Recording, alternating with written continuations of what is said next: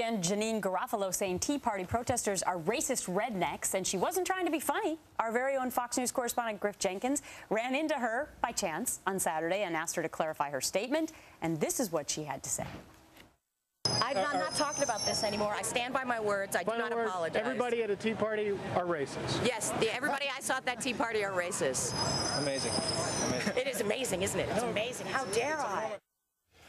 Griff joins us right now live from D.C. Griff, I understand you were outside the Alternative Comedy Festival in Somerville, Massachusetts. You were just sitting there having a cup of coffee, or perhaps a latte, and she wandered by. Did she know who you were? Did she know you were from Fox?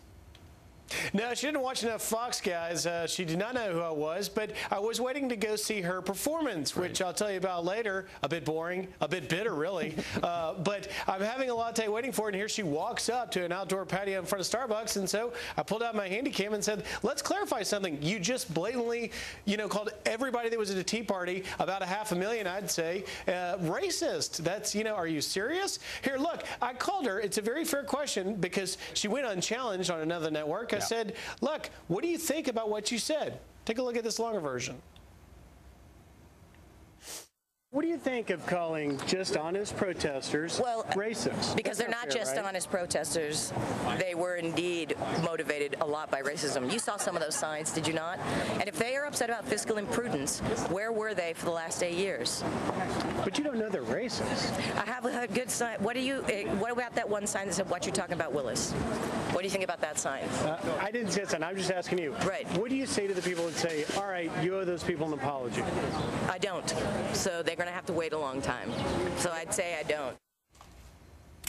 Now, guys, I bear no grudge against Janeane Garofalo, but I was out in Washington, D.C. in the pouring rain for 12 hours during the Tea Party in Washington on April 15th. Right. And no one challenged her. No one asked her to clarify a gross generalization. And so I tried to get to that point with her and said, look, you weren't challenged.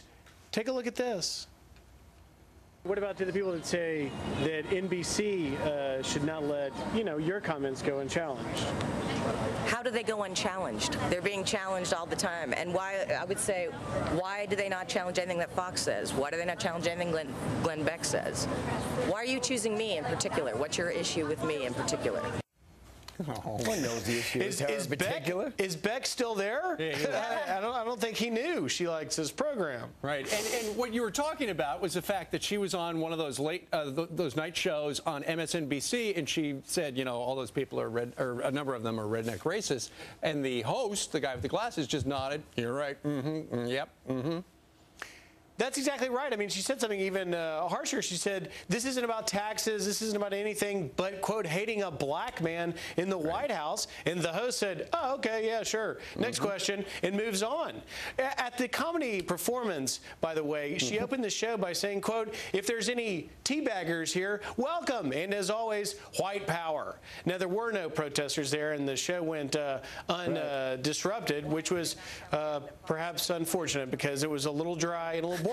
She's anti-religion, she's anti-family, she's anti-marriage. I mean, I understand this is her shtick. It's not like I don't get her bit. It's just that, people weren't in stitches in the crowd. Well, here's the thing, Griff. After she sees this segment, she's going to be anti-Griff. Yeah. How can you be anti-Griff? Look, I don't have anything against her, but she should. She should be asked about it. The man with the handy cam always at the ready. Griff Jenkins. Very good job. Good job, indeed. Thank you, Griff. Thanks, guys. All right, straight ahead, President